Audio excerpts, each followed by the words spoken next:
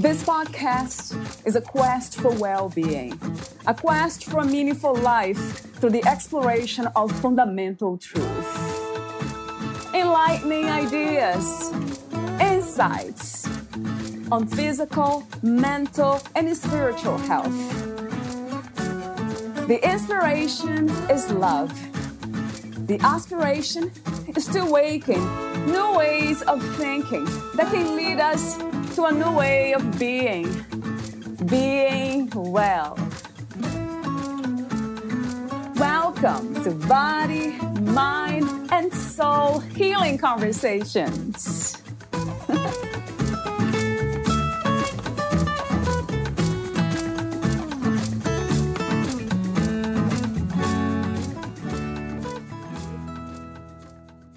Natali's wish is that we will find our brave, our truth, and know that we are so worthy of this life and all we desire. To be unapologetically ourselves in every way possible. There is nothing quite like a woman who embraces her power and unapologetically embodies her uniqueness. She has dropped the good girl mask and has decided to never again sacrifice her values for another's approval. She is completely and utterly unapologetic in owning all of who she is. She allows herself to be seen in all her glory and unreservedly shares herself with the world. Of course, it is a lifelong journey to embody your unapologetic uniqueness.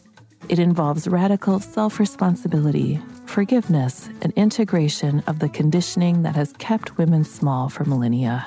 In her work, Natali Brown shares the wisdom of women who are on a mission to inspire the unapologetic empowerment of their sisters. Unapologetic will activate you to love all of who you are and to tap into the potent magic that makes you unapologetically you. Valeria Tellis interviews Natali Brown, the co-author of Unapologetic, Shedding Inauthenticity to Become Uniquely You. Natali Brown, sacred architect for the light, master alchemist and healer, light leader, activator, best-selling author, and spiritual well-being mentor, the founder of the Divine Light Academy of Ascension and Centaura Cosmic Ascension Energy Healing.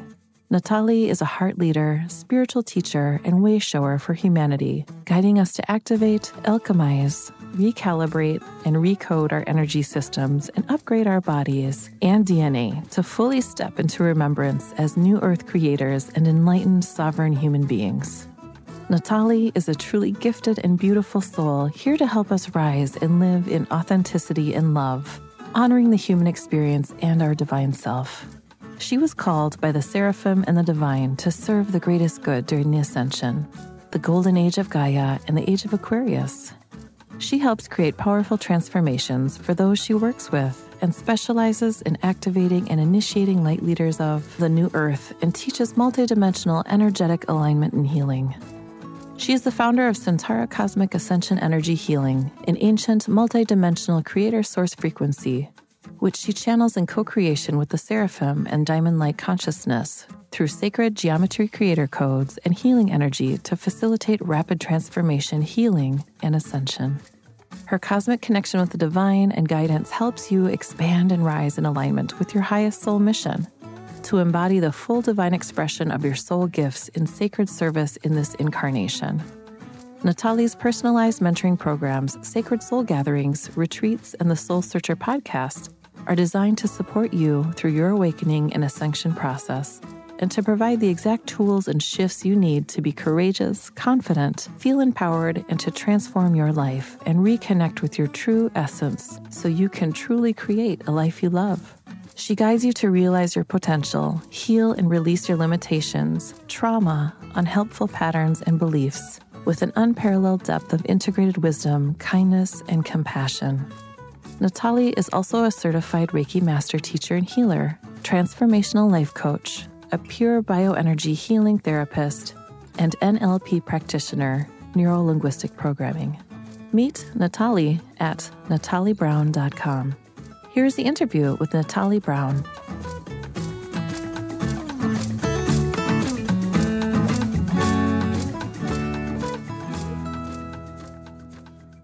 In your own words, who is Natali Brown? First of all, I am a mama of two beautiful teenage boys, and I think that's what brought me to the journey of really truly finding myself. It was something that I had to discover, and I am now a mum, a coach, a mentor, a spiritual mentor, a healer, and I see myself as a heart leader for humanity, really allowing those that seeking truth, seeking themselves to come to consciousness, to allow whatever needs to come through them in a way where they truly see themselves, they truly honor themselves. It was a journey of discovering myself, of who I am, and there's many layers to this. This is not a simple answer, unfortunately. Right. It's not. There's so many layers, yeah. That's so true. And how did you uncover that first layer? What was a catalyst for that, Natali? Yeah, it was back when I was working in corporate. And I guess that, I always had this feeling that I was more than just this physical form, that I'd come to this planet to do something different. And I would speak to people and they would just say to me, oh my gosh, I feel so much better. And I knew that, I was stuck in that time. And it was that first stage where I was in corporate, where I was really seeking or trying to find myself in a way where I, through the eyes of other people, started seeing myself. And that was the catalyst to me then obviously going through what I've gone through in my life, which were incredible experiences. And that's interesting. It seems like the first layer to be uncovered for most of us, that becoming aware that we are living our lives for others, that we are not really in touch with our own hearts. Mm-hmm. That also came to me. That was exactly the message when I uncovered that for the first time. I kind of listened to the heart. And that took a long time, though. I was, I think, 37 years when that happened. I'm sure it was whispering to me, that message, my entire life. But I didn't have the courage to listen to it and do something. So my question is, why does it take so long for us to listen to that inner voice? It's our conditioning. It's our upbringing, societal influences, cultural influences. There's so many different layers and aspects to it. It's truly peeling away the layers of all that we perceive ourselves to be, and truly going into a space of deeper inquiry, inner inquiry, and finding what's at the core of our being. And when we then start peeling away those layers, we discover bits of ourselves. It's this deep remembrance that comes back.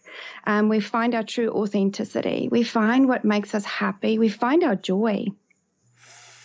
So true. And listening to you speak, it kind of reminds me of this connection between healing at those levels of the mind, of mental constructs, and then also physically, in a sense of making change that we need to make. But then it's connected to spirituality, to spiritual knowledge or spiritual growth. That's what I see. Do you see that connection too, Natali? Yes, absolutely. So if we do not do the inner work and go through the space of healing, we cannot evolve, we cannot transform, right? We cannot move beyond our own perceptions. And so it's really, truly a time for us, especially right now in the golden age of Gaia and the age of Aquarius, it's time for us to awaken to all that is possible. But yeah, when we're still holding on to the pain of the past, the trauma of the past, and we do not want to see that there is something that needs to be healed or shifted. And healing is something that people are afraid of. They don't want to go there because it hurts. It's painful to go to those spaces that we need to go into those layers and go, okay, well, let me go into my relationships. Let me go into a deeper understanding of what is happening here for me. And often that goes with really feeling the pain, and allowing that to move through you. We resist, right? That's what it is. There's this resistance to heal, to find out more about who we are and navigate the pain realm. Yes. And that has so much wisdom, right? I find that the more I kind of go deeper into why the expressions of fear in the mind, they come to be, fear, anxiety, let's say insecurities, then I love going deeper into it. So speaking of going deeper, what would that look like, going deeper into pain and exploring the realm of our own pain? Yeah, there's many different ways of doing this, but I think probably the thing that was the most transformative for me, and also just working with clients, is actually really going there, exploring it, really witnessing it, seeing it. And then you have this beautiful ability to really awaken to acceptance and divine love, because you see the opposite. You cannot have the dark without the light and the light without the dark, right? So the best thing that happened in my life was when I went through a death and rebirth experience. And it was when I truly felt every little bit of pain that moved through me in a way that I held it with such love and such acceptance. And I had to surrender, I had to allow, and that brought balance back into my life. And in that moment of pain, afterwards it felt like, oh, okay, that was not so bad. That was done. It wasn't so bad. And I think once we can get over the fear of going there, of actually experiencing part of, which is ultimately just part of our life. It's part of our humanness, part of being human. Talk to me for a moment about your own definition for authenticity. Oh, yes. Where do I start? Right. For me, it means truly seeing yourself in all aspects of your most beautiful self, and shining and radiating that out from the core of your being. That to me is, walking the walk, talking the talk, being this person that just absolutely shines out that truth, that beauty and everything within you. You are unapologetic. You have these energetic boundaries that's, just there. And you have this deep passion flowing through you as well. And I feel like it's the divine feminine moving through you, the divine mother, moving through you in all aspects of you. Yeah. A question that I have for you that's often a challenge for me is to dance the dance of being authentic myself, saying the things I want to say, expressing myself the way I want to express myself, and at the same time consider it being kind to others and understanding of their own feelings too, and where they are, especially within family members. That's really a challenging one for me. So talk to me about this balance of being ourselves authentically and being kind to others. Yes. The first thing is you have to honor your inner knowing. You have to honor your medicine, your soul, you as a person, as an individual. And when you truly stand up and rise up in that, then it's easier to navigate those relationships. It's easier to then, not bow down to other people's wants and desires, because then you're truly standing and honoring who you are, and you're honoring your inner knowing. And like I said, you have those boundaries. So that in itself, when you come inside, when you come within, that's when you create the balance. And that ripples out to the rest of your life in everything you do. And it's not as easy as it sounds, right? It sounds very easy the way you say it. I love the way you say that too, honoring your own medicine. That's beautiful, and that's really true. And I was here wondering, what is that medicine? Which to me is the voice of the heart and just doing the things that I love to do, which mainly it is having deep conversations about topics like this. That's what really honors the medicine within myself. And that's why I do what I do. This podcast and everything that I do is just, this is like my sacred space because I don't get to do it with my family members. I do it anyway. They don't really like it. But that's kind of what I was trying to say. Like, even when others don't really accept what I say, the way I say it, or the way I express myself, then it's okay too, right, Natalie? Yeah, absolutely. Yeah, everyone is on their own journey. So it's really, truly accepting that you are who you are and others are who they are on their own journey. And yes, through that, we weave our own experiences or each other's experience into, a partnership walking next to each other through this life. And yes, there's going to be challenges, but those challenges are always bringing us to growth and deeper understanding. And I think the main thing for me was to come to a space of inner inquiry. We as human beings, we definitely don't want to go there in a sense that we've been taught to be silent, to not be heard. And it's a tricky thing. And so we don't communicate with each other. We don't go into inner inquiry with ourselves. And it's when we, like I said, truly see ourselves and we can accept other beings and other people for who they are, that we can navigate life so much easier. And yes, it might sound easy for me, but that's what I had to do. That's how I had to start. And then when I started inquiring and when we stay inquisitive, life unfolds for us in a completely different way. Makes so much sense, because what I see is if we are able to accept ourselves for who we are and exactly the way we are, then it's so much easier to accept others and know that that's their journey too. That's where they're at. So true, although it's not as easy as it sounds. It goes back to that. No. Yeah, absolutely. And I want to talk about quickly just what you said. You've got to do what your soul's, you said being unapologetically yourself and doing what you do, and you love doing this podcast and your medicine. And I feel like you have to listen to that call. You always have that heart call to move forward into doing what you love doing. So do what makes your soul sing. And if it makes you happy, and yes, if you have to navigate life in between, then do that, because that's why we came here. We came here to experience, to be, to love, and, and yes, to experience all the parts of humanness as such.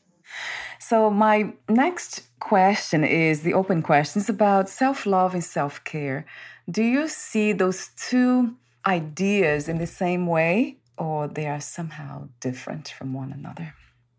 Self-love for me is something that is integrated already. That is, you've gone through practices, you've gone through different types of things, and it is a feeling. It is something juicy and wonderful that moves through you.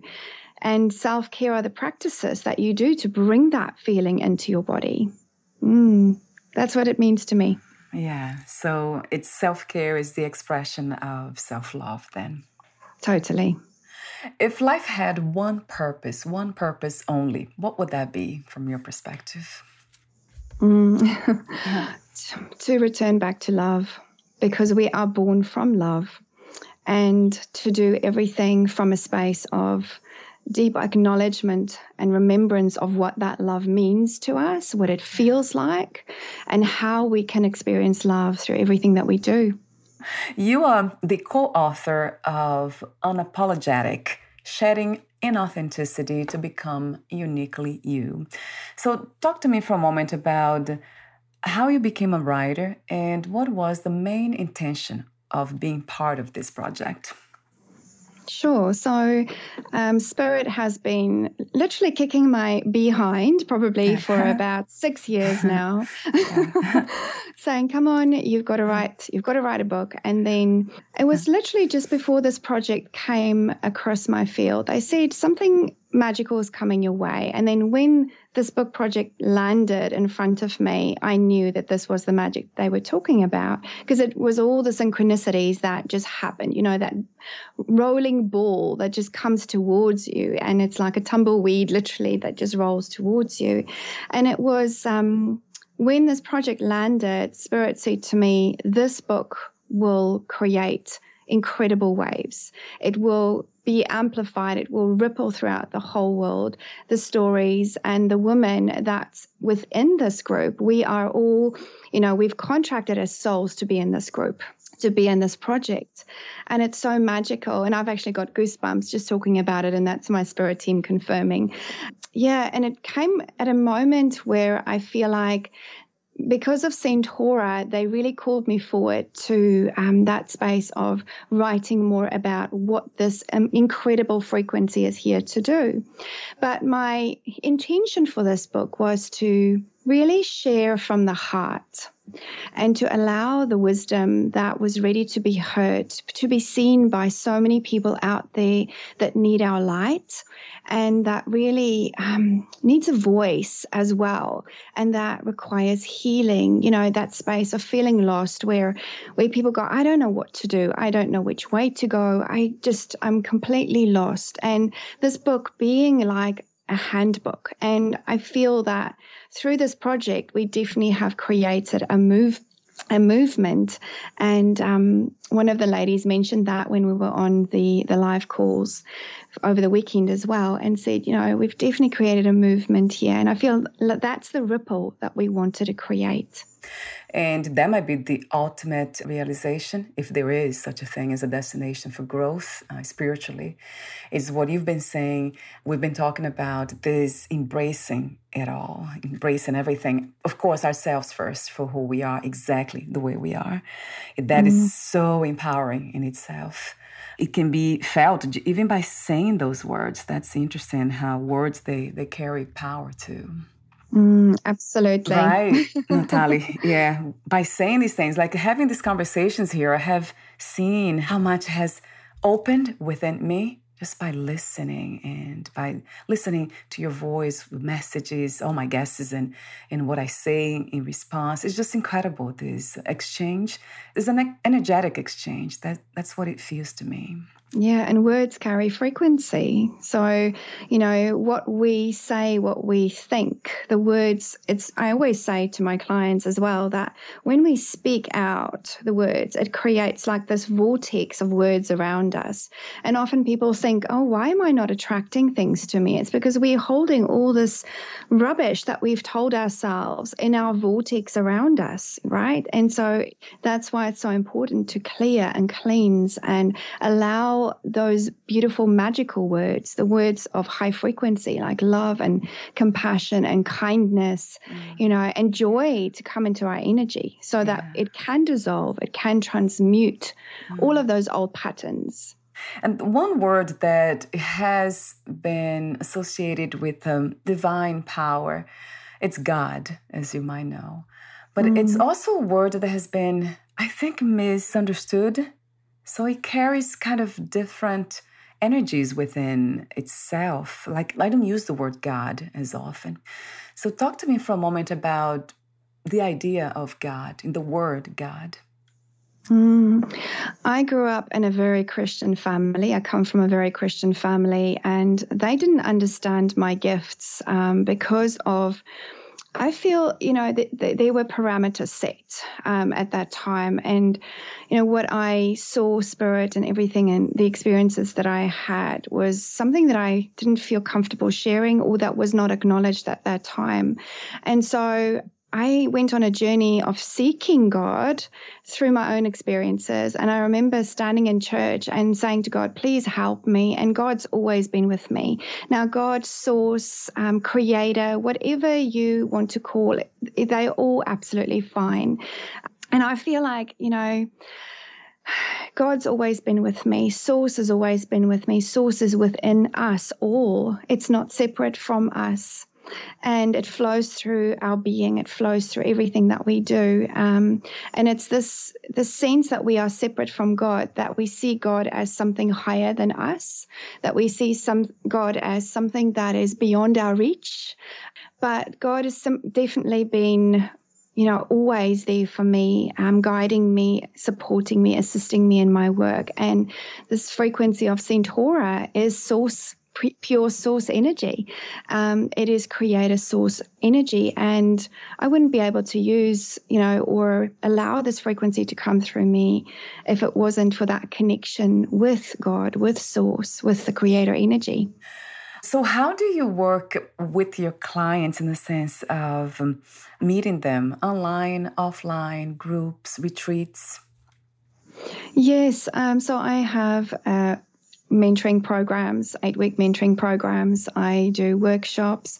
I love running retreats because that's where you can really come together. That's a really intimate space to create together. And I'm always calling in the co-creation, what is needed to come into this space right now, which is the souls that's there. What are these souls calling forward for them to transform, transmute, alchemize, whatever it is, heal, and truly see themselves as well. And then various other things. So I've got a podcast as well. Obviously, the book that's come out. I'm busy writing my own book. And I've also signed up for another book project. So that's coming as well. And and then I have this amazing 7-month program, which is Centaura, and that's really initiating and activating those souls that's ready, that's hearing the call to work with this potent frequency, which is this creative frequency, and really activating what's ready to come through them, because we all hold creator codes within us that's been dormant or that's needing to be activated. And through this, 7-month program, we go through a journey of truly unlocking the keys to our temples. So, and there's various other things. I do women's circles, I do men's circles, or circles where there are men and women in those spaces, breath work, various different things, sound healing. I also sing. So bringing all of these aspects through my events and through my work, and the one-on-one sessions with clients are definitely, it's really tailored to that specific individual of what's needing to happen for that individual in their time and space, their now moment that they are in. And men and women, right, Natalie? Not just women, both? Yes. Okay. Yes, both men and women. That's good to know. Yeah. And let's see, something caught my attention in your book, the intro. You have questions, and then one of the questions that caught my attention, all of them did, of course, we have already discussed them in a way, but the last one, you probably have talked about it already, but I would like to mention the question. It says, where can you embody more of your uniqueness?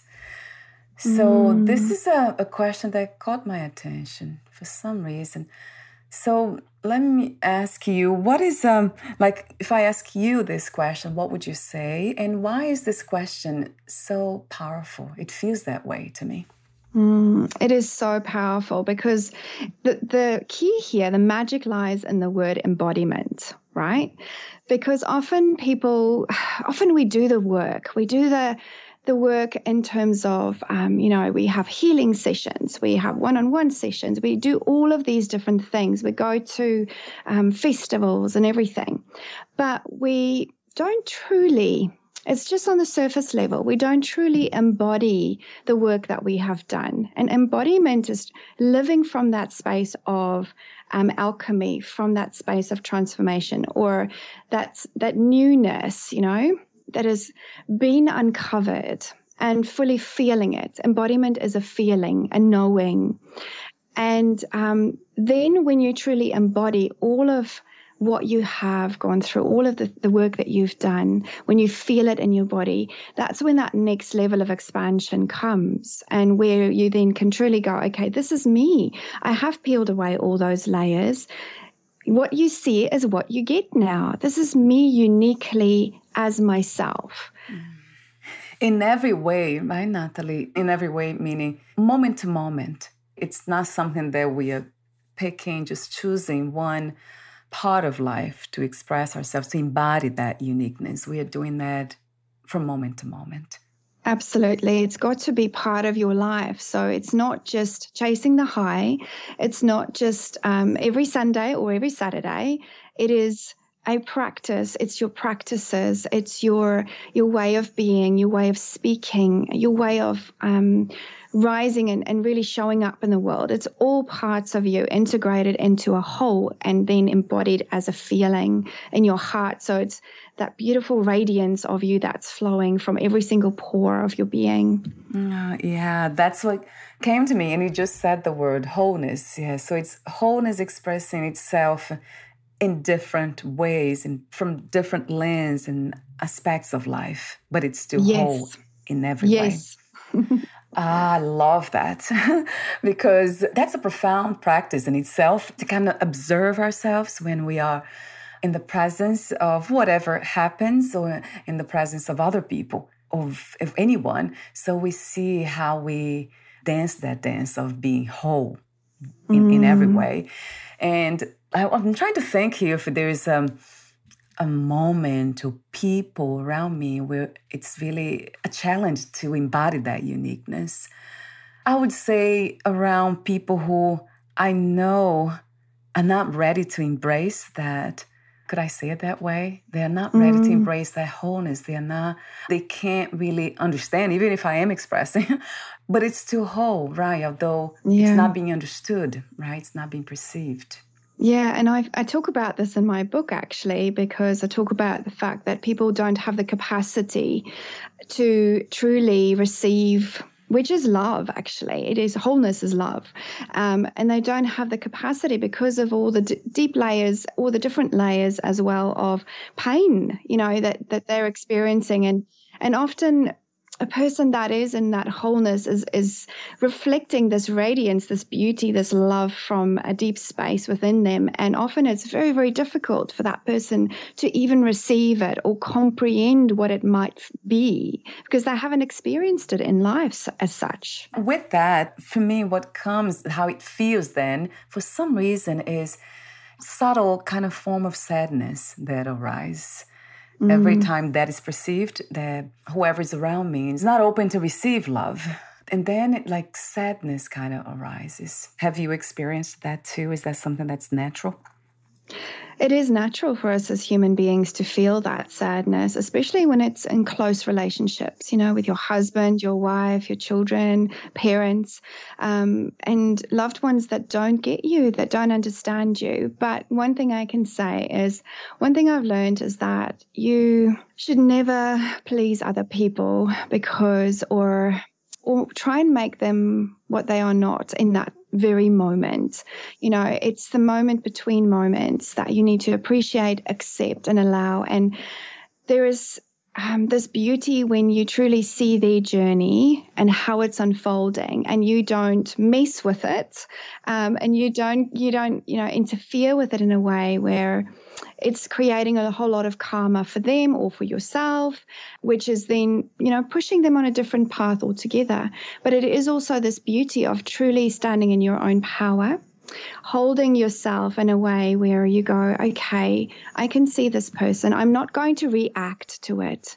I'm going to simply allow myself to move through this with a space of, yes, allow the sadness to move through me. Allow the disbelief of this, what's happening right now in this moment, to move through me. I'm not going to accept it as my own because this person is on their own journey. It's their journey.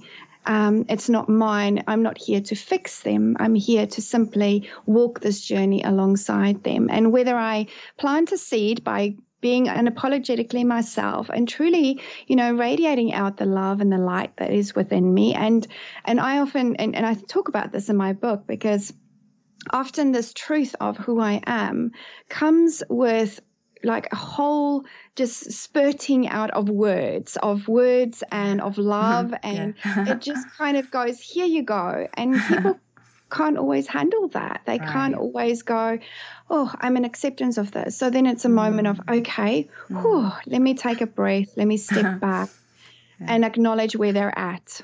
Yeah. And I love the way you say about this allowing the whatever comes in to move through.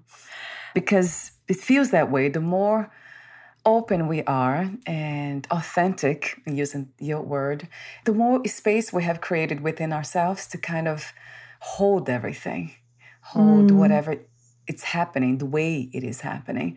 I have been experiencing that too. I have experienced and have been experiencing. And also I have experienced it, constricted, kind of compressed energies of kind of not judging. I kind of have been in a space that I don't judge anymore. That has been very interesting to see, but the mind doesn't do it. But there's sometimes the body will kind of respond in its own way. And I have headaches and I have belly aches around certain people or environments. So it's interesting. What comes to me when I think about that and the responses of the body mind, in my case, it's more bodily response to that closeness of environments or people around me.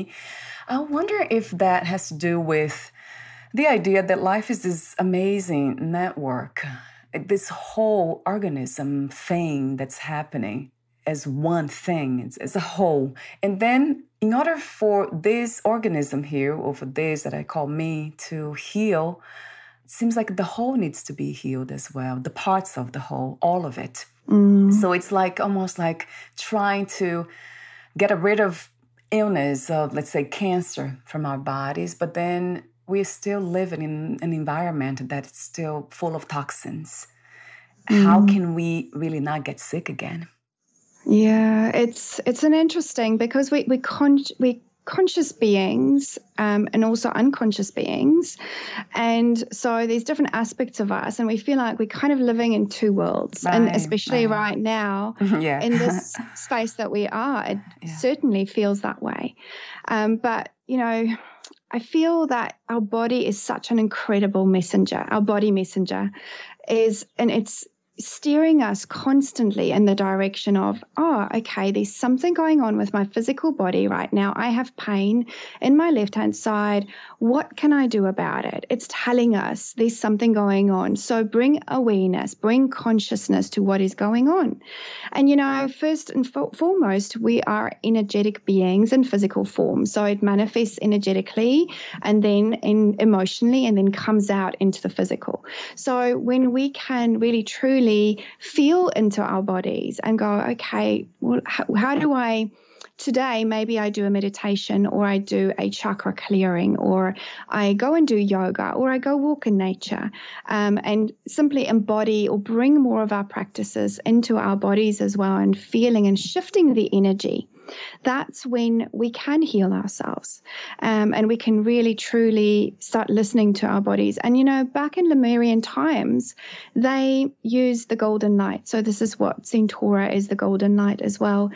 We use the golden light to heal themselves by simply bringing awareness to their bodies and listening to their body messenger. And then we are constantly exchanging energy with each other. We have to remember that we are connected beings. We are not separate from each other.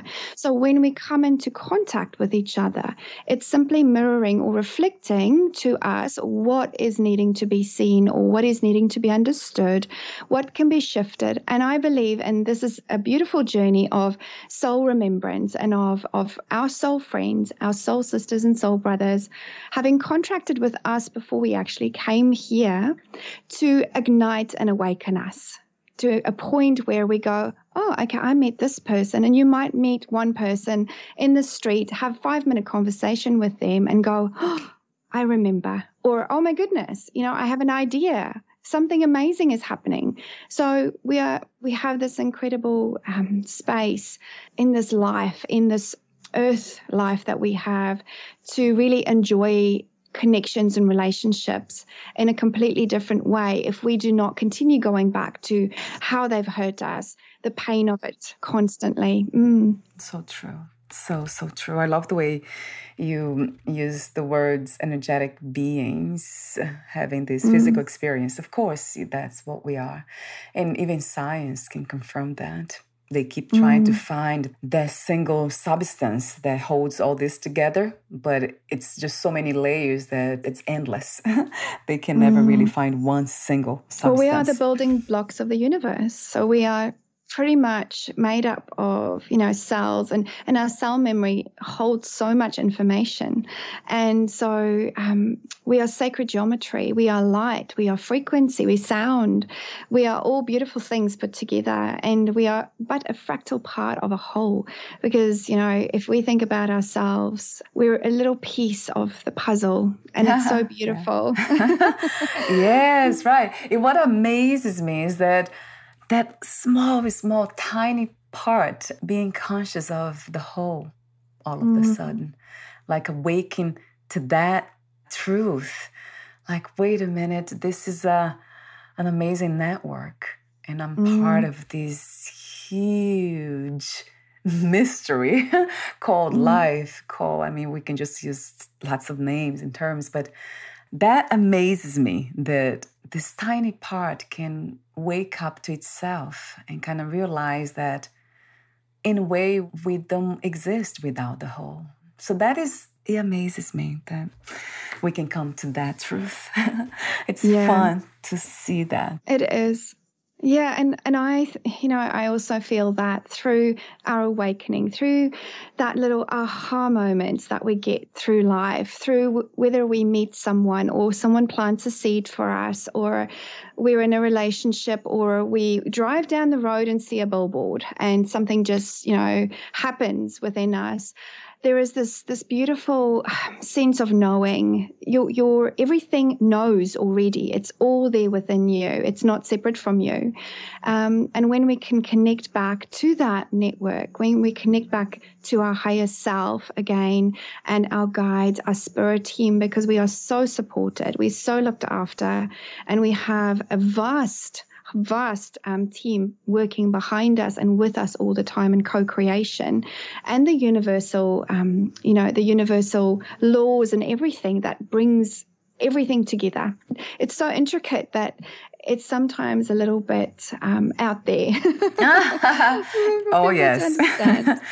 So true. And then now we kind of trying to use words to communicate that message. And I think it gets more fun. That's what it is. It comes to me a lot that if there is a purpose to be here, it's to enjoy this dance of being everything, being whole, being the part, and polarities, not the duality of it, and just kind of realize, see them all, and dance, and just keep dancing that dance of harmony, which I call it harmony, but we're just using words here. And it's to enjoy, really to enjoy, to appreciate this for what it is, even if we can't really fully understand.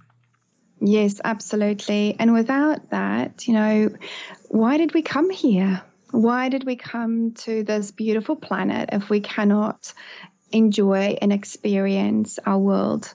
The beauty, like you say, the polarity, the duality, all of those parts. Yeah. So true. Yes, 1 billion times to that. It's almost like as a prayer when I think about this, that we can all realize that as human beings in this reality. But this is something that it's also like the realization comes within first, and then that transmission might be passed on by just being like you. I love the way you say that, like embodying this authenticity fully, so unapologetically. So that's when it really, you can pass that on. Because you're not really, you don't have a message to pass on, to give, to communicate. You have become the message. That's so much more powerful. Yeah, and often people, I see this especially in clients, is often they seek something else beyond them. They know that they have, a soul, and there is so much more beyond this physical, but they want to live in that space and not fully bring it into their bodies. And this is where the disconnect starts, where they feel lost. They feel like they're not experiencing life, not being able to create, whether it's money or relationships or joy or love or whatever it is in this beautiful time and space that we live in on this planet. So one of the most important things is to anchor in that light that you are, anchor in the love that you are, and the knowledge, and let that wisdom flow through you, and anchor all of that into your work and everything that you do here. I would like to mention some of the messages that caught my attention in your book, which is you have other authors, all women.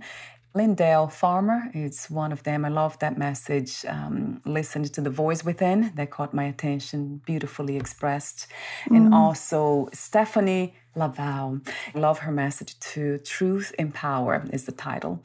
And then someone else caught my attention. There was Catherine Linda, caught my attention. Ecstasy Seeker, From Control to Surrender. So I wanted to mention those three. Of course, all of them are close to my heart, their messages, all of them. But for some reason, sometimes when you are looking for messages within a frame of time, according to the human concept, we have to go kind of intuitively. That's what I do, and see what catches my attention more powerfully.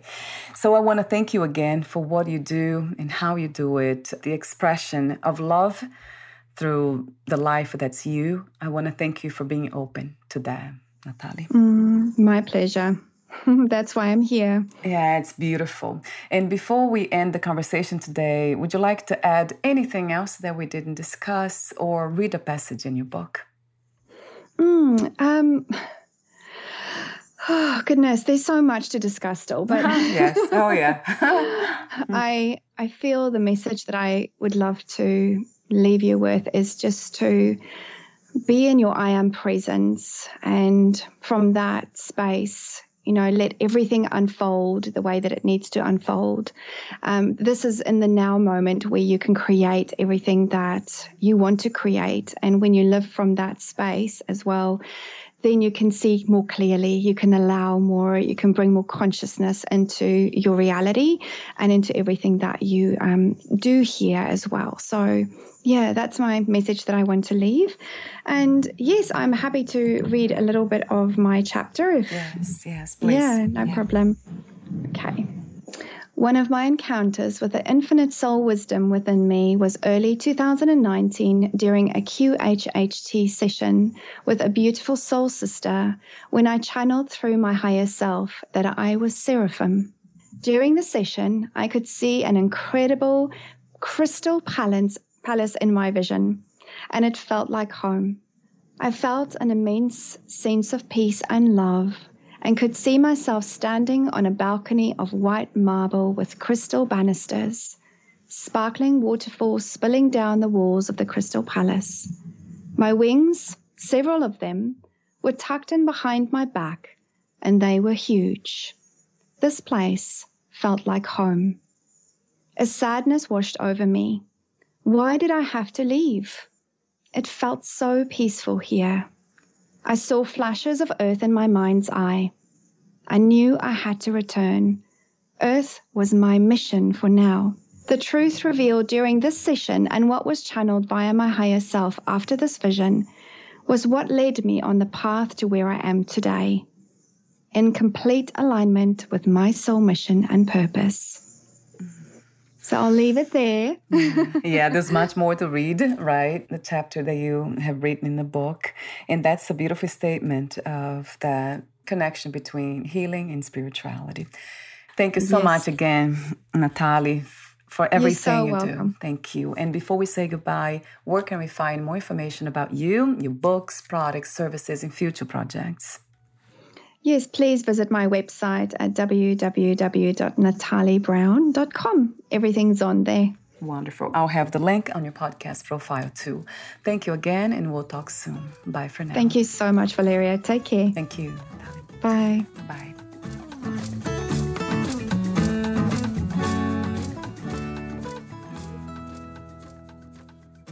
Thank you for listening. To learn more about Natali Brown and her work, please visit natalibrown.com.